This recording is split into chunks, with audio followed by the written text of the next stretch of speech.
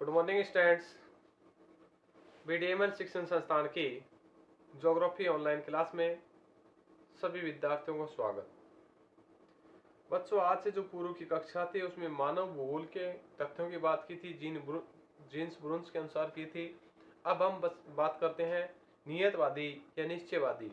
नियतवादी निश्चयवादी के बारे में हम पहले पढ़ चुके हैं, पर अलग अलग भूगोलवेताओं के अलग अलग मत हैं, उनका हम अध्ययन करेंगे। नियतवादी जो विचारधारा है उसके समर्थकों की बात करेंगे। नियतवादी विचारधारा की मान्यता यह है कि मानवीय क्रियाकलाप पर भौतिक वातावरण का प्रत्यक्ष और अप्रत्यक्ष रूप से दोनों तरीके से प्रभाव होता है।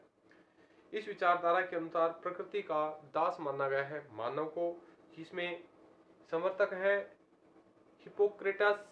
ये अलग अलग समर्थक है। तो नियतवादी विचारधारा के समर्थक,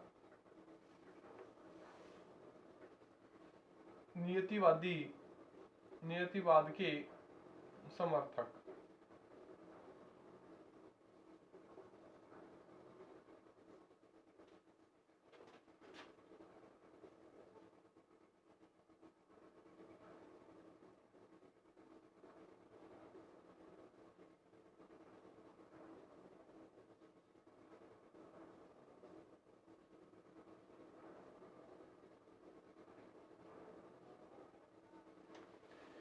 नियतवादी विचारधारा की मान्यता है नियतिवाद। इस विचारधारा की मान्यता है कि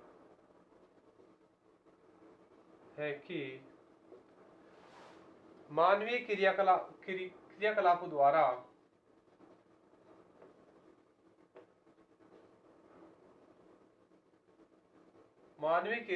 द्वारा मानवीय क्रियाकलापों पर भौतिक वातावरण का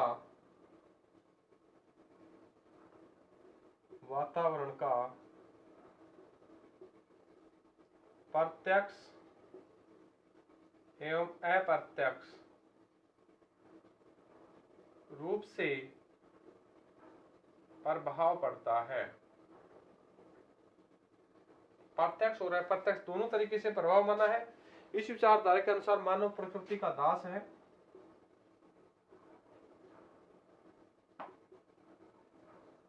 धारा के अनुसार मानव प्रकृति का दास है। इस विचारधारा के अनुसार मानव प्रकृति का दास है। उसके समर्थन की बात करते हैं।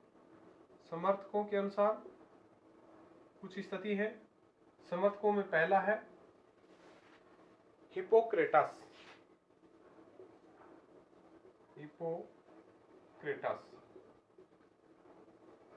हिप्पोक्रेटस एक भूगोलवेता है। इन्होंने ईसा के 420 वर्ष पूर्व एक विचार व्यक्त किया। उसमें कहा, ये विचार की स्थिति ओनर्स वाटर एंड प्लेसेस। इनमें कहा कि एशियाई जो लोग हैं आरामदायक सक्रिय स्थिति अपनाते हैं। सक्रिय कार्यशील कुशल यूरोपियन जो लोगों की स्थिति है उनकी तुलना में वो काफी कम क्षमता वाले होते हैं। दोनों की विभिन्नता का कारण उन्होंने बताया था कि जलवायु का इनका परिणाम प्रभाव पड़ता है। जलवायु इन्हें काफी प्रभावित करती है। इसके अतिरिक्त प्राकृतिक वातावरण में जो स्थिरता की दृष्टि से उन्हें पर्वतीय भागों की जो स्थिति होती है, निवासी होते हैं, वो लंबे पर्वतीय प्रदेशों के निवासी हैं। उनको साहसी और लंबी स्थिति में होते हैं, विनिम्र होते हैं। इसके विपरीत शारीरिक गठन वाले दुबले पतले सुंदर बलवान शुष्क निचले उद्देश्य के लोग पाए गए हैं। तो हिप्पोक्रेटस कहता है ईसा के 420 वर्ष पूर्व विचार दिया।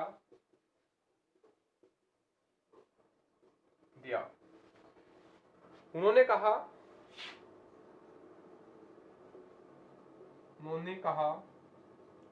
कि आरामदायक एशियाई लोग, उन्होंने कहा कि एशियाई लोग काफी आरामदायक होते हैं। लोगों की तुलना सक्रिय एवं कुशल, सक्रिय एवं कार्यकुशल यूरोपीय लोगों से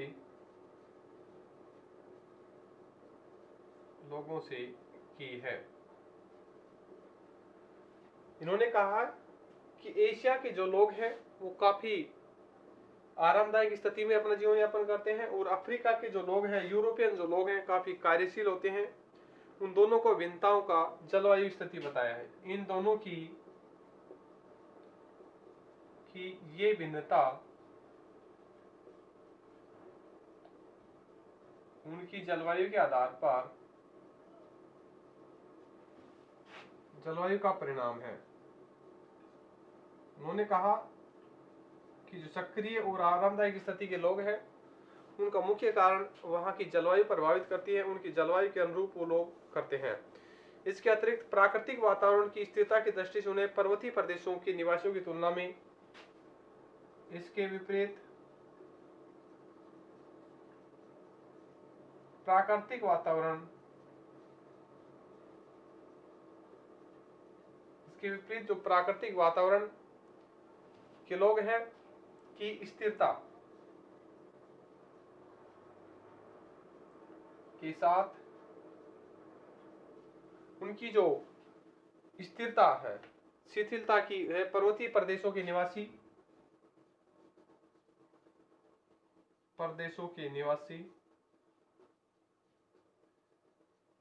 काफी साहसी होते हैं और विनिम्र होते हैं, विनिम्र एवं साहसी होते हैं।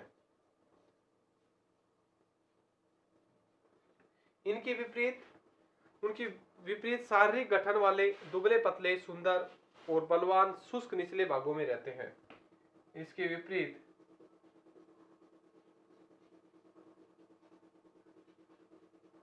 शारीरिक गठन वाले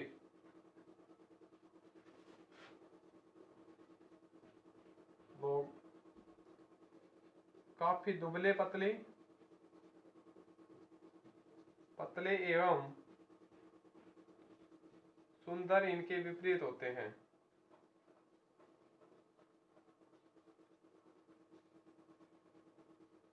इनके विपरीत स्थिति के होते हैं।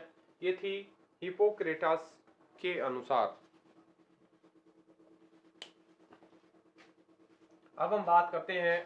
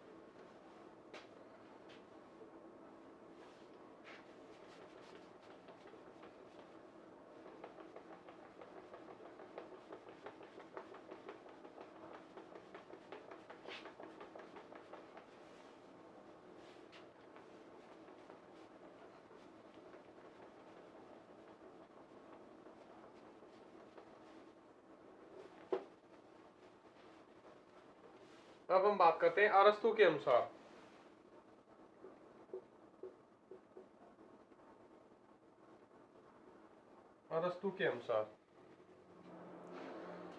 इसी प्रकार का मत अरस्तु ने अपनी पुस्तक पॉलिटिक्स में दिया था। उन्होंने कहा यूरोप के जो ठंडे स्थानों के लोग हैं वीर होते हैं, परंतु ज्ञान और तकनीकी के आधार पर वो पिछड़े हुए होते हैं। परिणाम स्वरूप अत्यंत अन्य क्षेत्र की जो लोग की तुलना में स्वतंत्र प्रवृत्ति के होते हैं। राजनीतिक संगठन की सर्वथा से अपने देशों शासन संचालन कार्य असमर्थ रहते हैं। एशिया के निवासी विपरीत ज्ञानी और चतुर होते हैं, परंतु भावना विहीन है। इसी के कारण ये लोग गुलामी की स्थिति में जकड़े हुए हैं।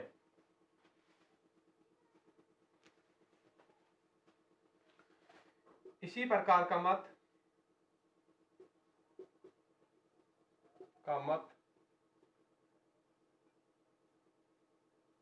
मत अरस्तु ने अपनी पुस्तक पॉलिटिक्स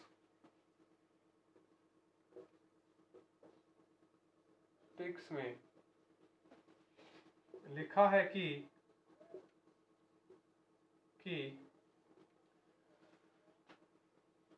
यूरोप के ठंडे लोग,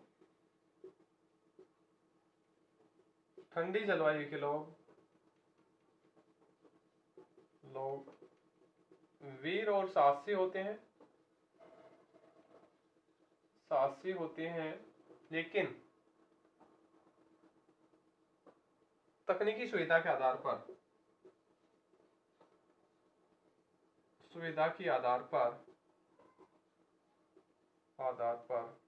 पिछड़े होते हैं। इसके विपरीत एशियाई लोग तकनीकी सुविधा के आधार पर पिछड़े होते हैं और राजनीतिक संगठन की ईश्वरता के आधार पर शासन संचालन में भी वो लोग असफल स्थिति में होते हैं। इसके विपरीत एशियाई लोग चतुर और ज्ञानी होते हैं,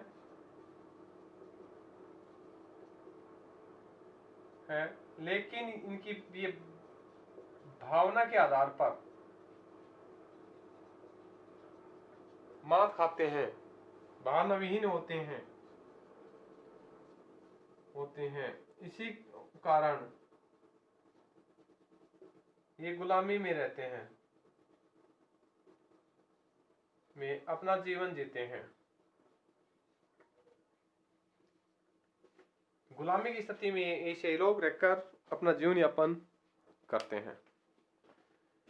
अब बात करते हैं स्ट्रेबो की।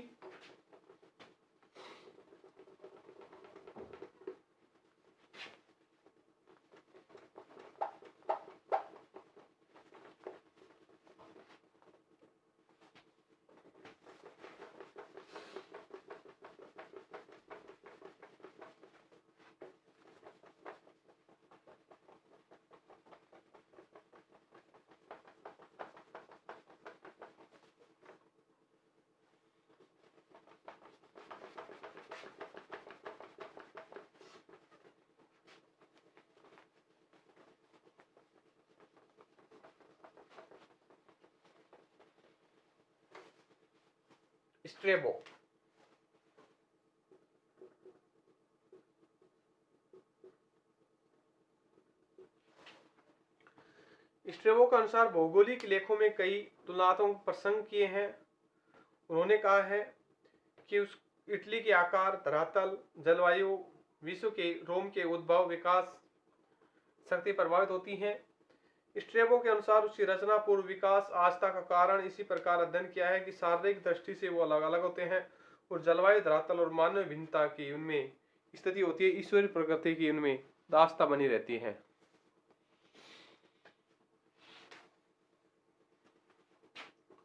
तो स्ट्रेबो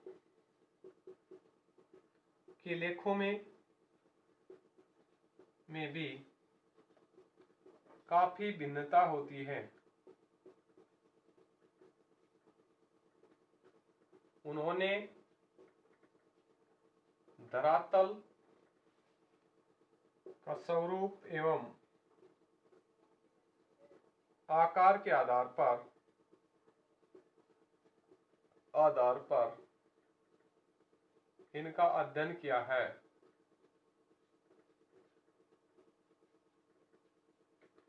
इन्होंने कहा है कि इटली के आकार, धरातल और जलवायु, विश्व के संबंधित रोम की स्थिति, उद्भव, विकास शक्ति प्रभावित होती है। आकार, जलवायु और वातावरण प्रभावित होते हैं। जैसे इटली और रोम की स्थिति बनती है, उसी प्रकार स्ट्रेबो ने पूर्ण विश्वास और आस्था के साथ कई प्रकार का अध्ययन किया है। उन्होंने मानव एक दूसरे पर एक शारीरिक गठन की दृष्टि से भी भिन्नता दिखाई है। जलवायु, धरातल और मानव स्थिति, एक ईश्वर के प्रति आस्था का प्रभाव भी देखने को मिलता है। ये सभी स्थिति किसी धरातल, वहाँ की जलवायु और मानवीय भिन्नताओं के कारण ये सभी स्थितियां देखने को मिलती हैं। इस सभी स्थितियों के कारण मानव एक प्रेरित स्थिति में रहकर आस्था प्रकट करता है, उस अब ईश्वर की प्रकृति में पलते हैं और बड़े होते हैं।